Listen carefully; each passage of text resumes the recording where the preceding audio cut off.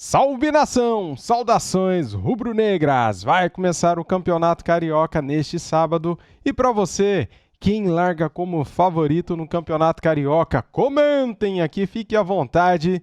Vou trazer aqui para vocês este corte do programa F360 da ESPN Brasil, falando especificamente do Campeonato Carioca, tá bom? Deixa o like para ajudar o nosso canal, se inscreva aqui se você é rubro-negro, seja bem-vindo. E ative o sininho para não perder nada. Quero dar os créditos de vídeo para o canal ESPN Brasil, link na descrição como créditos. Vamos lá pro vídeo. O Bira já deu o gancho pra gente mudar. Você adora isso, né? Claro, pô. Entrosamento, né, Bira, de muitos anos. O assunto é o Flamengo agora. O BAP falando sobre Fabrício Bruno. Deixando o Flamengo indo para o Cruzeiro. Vamos ouvir. O Fabrício é uma combinação de fatores, e o atleta não queria permanecer aqui, ele tinha vontade e é legítimo dele ir para o Cruzeiro, também é legítimo o valor que o Flamengo entende que tem que receber pelo atleta. Então nós chegamos a um bom tempo para receber à vista, um ano difícil, com taxa de juros altíssima, começar o ano com taxa recomposta é absolutamente fundamental. Então acho que no final das contas acabou sendo bom para o Flamengo, para o Cruzeiro, para o Fabrício, para todo mundo. O presidente do Flamengo, acima de tudo, é torcedor também, ele também quer reforço. É isso que eu posso dizer. Ah, que bom, né? Taxa reposto, entrando grana para o Flamengo e é compreensível. O Fabrício Bruno jogando muita bola, indo para a seleção, de uma hora para outra, vira reserva e vê a possibilidade de ser titular num outro grande clube que é o Cruzeiro, compreensível. Sem contar a grana que vem para o bolso dele também, só na transferência, né? Zagueiros de Cruzeiro e Flamengo no Bola de Prata 2024. Será que o Cruzeiro se veio melhor? A média do Fabrício Bruno foi 6,06 em 28 jogos. O João Marcelo, do Cruzeiro, próximo, né? Tanto que um foi sexto e outro foi sétimo. Em 31 jogos. Léo Ortiz, 5,89 em 25 partidas. O Villalba, 5,76 em 23 jogos. E o Léo Pereira, 5,7 em 28 jogos, Bira. O Fabrício Bruno mostra que, no geral, ele tá ainda jogando bem. Até entendo que no Flamengo ele acabou perdendo espaço, né, pros Léos ali. A chegada do Léo Ortiz que muda muito essa dinâmica. A chegada do Felipe Luiz. Com a chegada do Felipe Luiz. Estava há algum tempo, mas o Fabrício muda, até porque o Léo Ortiz jogou um pouco de volante também, né, com o Tite. O Tite não era opção de zagueiro. Mas muda um pouco essa relação de forças entre os zagueiros do Flamengo. Sim. E daí o Fabrício Bruno, ainda um zagueiro que foi convocado por seleção brasileira, jogou bem. Acho que ele não quer ficar no banco, né? Ele quer estar jogando porque ele vê que ele tem possibilidade de estar ainda na órbita do Dorival, ser chamado. E assim, Copa do Mundo faz falta 1 ano e meio, né? Então talvez ele até se veja como um candidato à Copa. Eu acho que ele tem razão de se ele se vir como candidato. Ele quis, e daí também o Flamengo não tem por que ficar segurando, né? Até porque ele não é um jogador tão novo assim. Então, é uma oportunidade até de fazer um dinheiro. O Cruzeiro está com o dinheiro na mão, está disposto a gastar. Agora, o Flamengo vai ter que repor, né? Já perde também o Davi Luiz na posição. Então, perdeu duas opções, né? Está perdendo duas opções. O Pablo que retorna, provavelmente, não sei, né? Mas o Pablo... então o Pablo não sei se é visto tanto como uma grande opção. Então, acho que o Flamengo vai ter que ir ao mercado. Está no mercado o Pablo. Né? Então, eu também não vejo o Pablo como alguém que o Flamengo está contando tanto assim. E do outro lado, do lado do Cruzeiro, muito bom, né? É um jogador que vai qualificar muito a zaga do Cruzeiro. Traz porte, né? Traz peso para a zaga. Hierarquia. Hierarquia. Você gosta, né, dessa palavra. E liderança e identificação, porque foi um jogador que começou no Cruzeiro. Então tem toda uma história ali e chega para ser um jogador de imposição. O outro zagueiro que viria não vem mais, né? O Cruzeiro oficialmente saiu do negócio com o Valentim, Valentim Gomes, do Vélez, que já começou a treinar lá. No Vélez já começou a pré-temporada. O técnico agora é o Seba Domingues, lembra dele? Que eu estou ouvindo, que eu estou entendendo, que quem fala do futebol é o Boto. Mas o BAP é o chefe do Boto. Mas o que foi dito assim, quem fala do futebol é o Boto. Aí o BAP já falou da negociação que do Fabrício Bruno para o Cruzeiro, que é um dinheiro que chega e que tal. E ele também falou um pouco... É normal. Ué, mas ele é o presidente, ele pode falar o que ele quiser, né? Ué. Ainda mais se tratando de negociação e o jogador já foi vendido, né? Ele falou depois da venda, né? Ele não falou nada antes. Foi perguntado É, ao presidente. mas é assim, se assim, o futebol é do Boto, ele podia falar assim, olha, perguntem ao Boto que ele vai falar sobre o futebol. Nada a Eu tô ver. aqui, ontem foi o evento de lançamento do Campeonato Carioca, né? Aqui, aliás, vai entregar o troféu Zico ao seu vencedor. Achei muito legal essa Legal, ideia, legal. grande ideia. Isso aí, E ele estava lá representando o Flamengo como chefe de Estado, vamos colocar assim, né? Mas o chefe de governo no futebol é o Boto. Mas ainda assim ele falou sobre o assunto. Então talvez, assim, eu acho que são coisas que a gente precisa entender como vão funcionar. Ok, é o Boto que fala, mas o BAP, quando quiser, vai também falar. Ele tem autoridade para isso, ele é o presidente do clube. Pois é, mas né? porque essa Que questão está muito coisa. colocada, né? Você concordou com o que ele falou? Não, Em resumo, ele falou, eu ó, o concordo. cara estava afim de sair e é bom receber uma grana aí. Faz sentido, faz todo sentido. Agora tem que repor. Porque saindo ele e saindo o Davi Luiz, perde os 2 zagueiros de reservas imediatos. Dá para ficar só com a garotada da base? O Felipe Luiz, ele deu um recado, né? Assim, de escolha pessoal e do que ele pensa de futebol, que o Léo Ortiz se encaixa muito mais do que ele imagina, né? Um jogador com qualidade, zagueiro com qualidade para sair para o jogo, enfim, para se apresentar dessa maneira, forma uma dupla interessante com o Léo Pereira, mas é muito importante o que o BAP vem falar sobre o jogador querer sair, porque o Fabrício Bruno, ele não é um zagueiro dispensável de elenco, ele tem a sua qualidade. Durante muito tempo foi a dupla com o Léo Pereira na temporada, foi importante. E jogando vários jogos pro Flamengo, Seleção chegou à brasileira. seleção brasileira, chegou muito bem. Então, é importante a declaração do presidente, porque parece, abriu mão de um zagueiro e agora vai ter que contratar. Não, foi um negócio bom para os 3. O Fabrício queria sair, o Cruzeiro queria pagar e o Flamengo topou receber e atender à vontade do jogador. Agora vai precisar ir ao mercado e tem a oportunidade de ir ao mercado buscando uma peça que se encaixe mais no que o Felipe Luiz pensa para o jogo. Então não adianta você permanecer com o jogador que estaria insatisfeito com a reserva e que não se encaixa necessariamente na ideia do treinador. Então o negócio foi bom para os 3. E ainda entra... Exatamente. E eu acho que para o Cruzeiro foi uma ótima contratação. Assim, para falar um pouco do lado do Cruzeiro, que a gente acabou falando menos, o Cruzeiro está contratando muito jogador, mas muitas das contratações, assim, jogador que a gente sabe que é bom jogador, mas o Cruzeiro está contando com uma retomada. Sim. Né? Jogadores que não vivem seu melhor momento, você está contando com uma retomada física, técnica, até em alguns casos, eventualmente, de motivação ali num novo cenário para retomar. O Fabrício Bruno, acho que é um jogador que você não precisa muito dessa retomada. Acho que ele chega, assim, se ele mantiver do jeito que ele vinha, já é um grande reforço. Você não está tendo que contar com alguma coisa certa acontecer.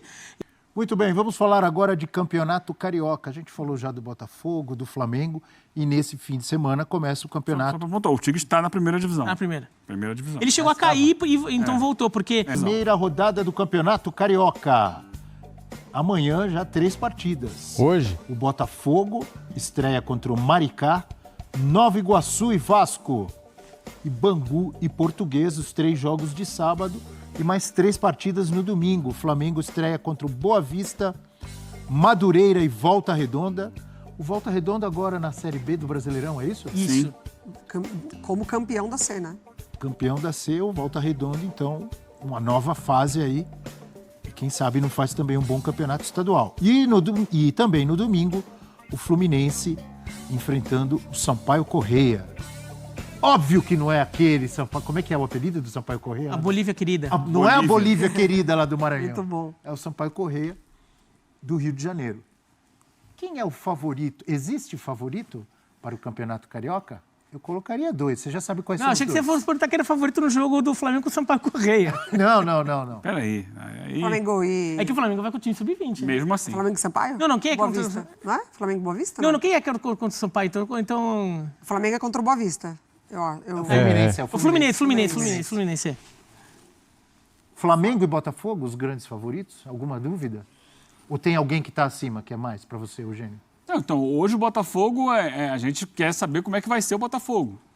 Né? Quem vai ser o técnico, que jogadores serão contratados e tal. Então, acho que hoje, né, nesse dia que marca a véspera do início do campeonato, embora os times todos vão começar o campeonato com seus elencos sub-20, os times grandes, né? Mas eu vejo o Flamengo com um desenho assim mais forte. E com um trabalho de sequência do Felipe Luiz que me gera muita expectativa. E do conhecimento dele de base também pode favorecer muito o Flamengo, né? Nessa situação de campeonato carioca do Felipe Luiz.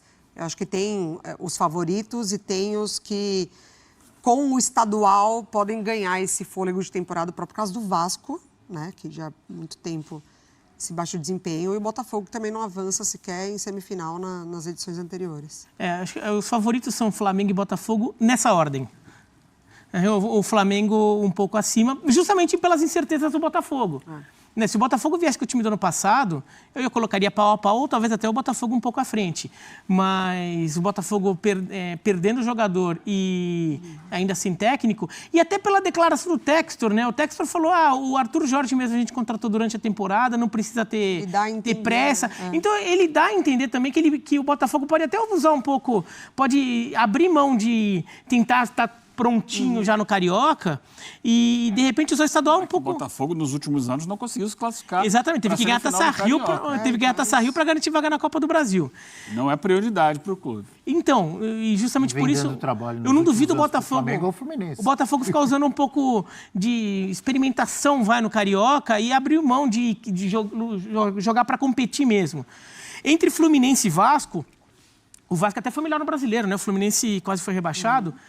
Mas o Fluminense está se mexendo, tudo. Eu ainda acho que tem muitos problemas esse Fluminense, mas o Vasco está com mais problema ainda, né? E o próprio Pedrinho já falou sobre as dificuldades financeiras do Vasco. Onda de investimento mais forte deve vir no meio do ano e não agora. Então, para Campeonato Carioca, acho que o Vasco vai meio com o que tem aí, Carille lá de técnico, tentando fazer o time sobreviver, se defender bem, por mais que ele fale que não, mas no final das contas eu imagino que é isso que vai acabar acontecendo, pelo menos nos grandes jogos.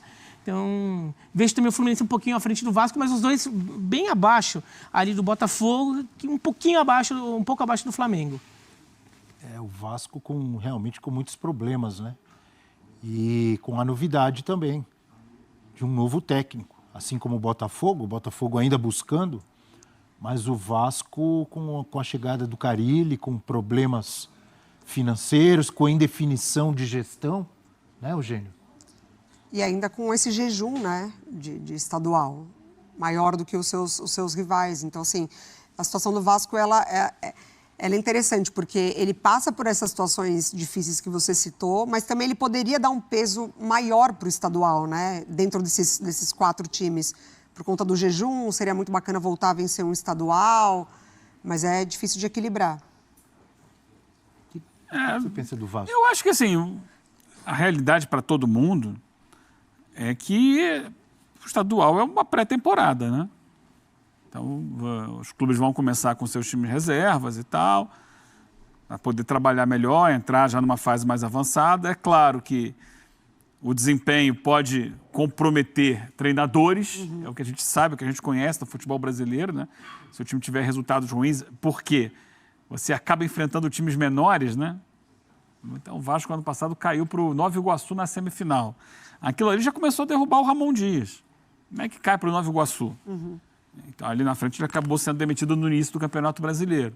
Então, gera um problema para os técnicos. Mas, na verdade, se a gente olhar a temporada, é um início de ano em que os times estão se entendendo ainda, estão procurando a melhor forma física, estão vendo as suas carências, as suas necessidades.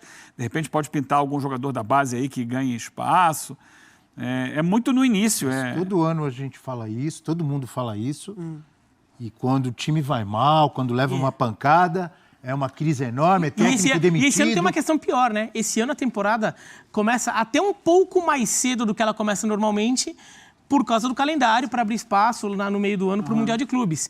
Então o estadual está começando até um pouco antes, então os jogadores tiveram menos pré-temporada ainda, por isso até vão começar com... O perigo desse estadual é isso que você está falando, Abel, né? Você perder jogos eventualmente, né? O clássico você até acerta, dependendo de como for a derrota, mas perder para time pequeno. Mas o que ajuda muito também a derrubar técnico nessa época do ano é a primeira fase de Copa do Brasil. E, aliás, teve uma mudança no regulamento da Copa do Brasil. Na primeira fase, o time teoricamente maior jogava fora de casa e jogava pelo empate. Agora não joga mais pelo empate. Se empatar, vai para pênalti. Vai ter que ganhar de alguma forma. Vai ter que ganhar. Ou seja, ou tá com a bola mais rolando difícil. nos pênaltis, mas vai ter que ganhar. Vai ter que ganhar. Tá mais difícil. Muitas vezes o que é para lá, Continua sendo fora de casa. Continua sendo fora de casa. Não se despreza o dinheiro de Então, Copa do Brasil, e aí, né? isso muitas vezes leva a decisões, a mudanças de rumo precipitadas. Você, não, caiu lá para um time pequeno, não sei de onde. Manda o técnico embora, se não presta. É o início de trabalho. São as armadilhas desse início de temporada. Fases iniciais de Copa do Brasil e estadual, onde você enfrenta equipes menores em investimento, em qualidade, em tradição, e isso gera uma vergonha de resultados que possam ser negativos, e isso muitas vezes interrompe trabalhos que estão apenas no início. Inclusive, o Luiz Castro, ele mostrou muita insatisfação com corneta de torcida, lembra? Quando o Botafogo não chegou às semifinais do Campeonato Estadual. E ele foi falar muito isso lá na frente Foi também. falar né? lá na frente, na hora de ir embora. Falou dos Lembra disso? gramados, falou dos gramados. E aí, No e no caso 23, do Botafogo... e ele não vai bem, desculpa, no estadual, aproveita um período de intervalo ali para fazer como se fosse uma pré-temporada de novo e chega muito forte no Isso brasileiro. que eu ia falar, Brasileiro. o maior Boa, mérito do brasileiro. Luiz Castro, assim, o momento que ele pegar todos os acertos dele, o maior de todos, foi como ele usou essa Taça Rio. Exato. Porque ele cai fora, ele não vai para o mata-mata do Carioca, então o Botafogo tem que jogar a Taça Rio, né, contra os outros pequenos ali para ganhar a vaga na Copa do Brasil, mas ele usa bem como uma pré-temporada de meio de ano ali, né? Então, testando formações, Ele rodando já um pouquinho entendeu e o chegou no Botafogo brasileiro voando. Sim, ele foi muito inteligente. Só lembrando, eu estava vendo aqui, a estreia do Flamengo vai ser em Aracaju. São 4 jogos no Norte e Nordeste, todos eles com o time sub-20. 4 jogos do Flamengo? Do Flamengo, nessa parte inicial do campeonato. Então, Flamengo e Boa Vista, dia 12, é domingo, né? Sim. Lá em Aracaju. Amanhã. Batistão. Tinha um Bom pro jogo que torcedor. era- A gente sabe que o Flamengo tem muita torcida. É o Batistão, não é o Baptistão, né? Na Aracaju é o Batistão, não tem o P. Batistão. Muito obrigado, Bira Leal, Mário. Muito bem, você sabia que o Flamengo fará 7 jogos ainda neste mês de janeiro?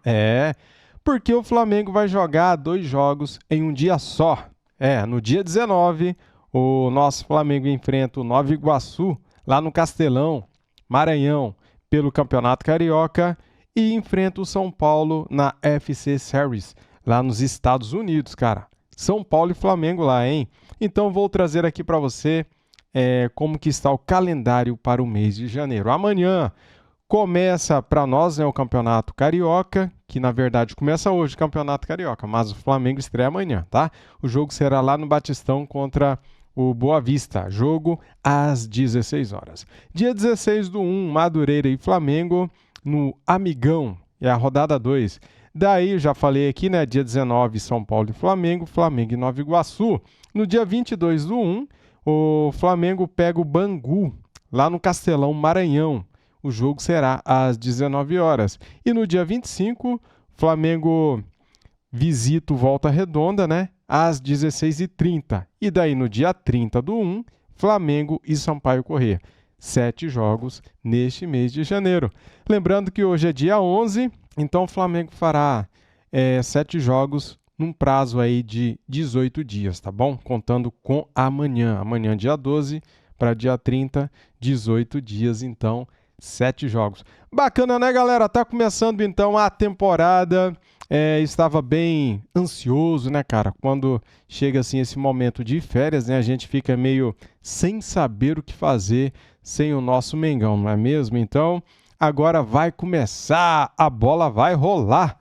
Estou contente, estou feliz, tomara que este ano seja um ano especial, um ano com muitos títulos, né? Muitas vitórias, muitos gols, porque a nossa torcida merece. É isso aí. Flamengo entra nessa temporada como favorito no Campeonato Carioca, na minha opinião. Lógico, né, cara? Carioca, Brasileiro, Copa do Brasil, Libertadores, tudo. Agora, o Mundial de Clubes, daí já é mais difícil, né, galera? Tem grandes times europeus e se o Flamengo passar pela fase de grupos, poderá pegar o Benfica nas oitavas de final ou então o Bayern de Munique. Pois é. Para pegar o Benfica, o Flamengo teria que ficar em primeiro do grupo. E isso não é fácil, né, cara? Nós temos o Chelsea no nosso grupo no Mundial de Clubes. Então, é isso aí.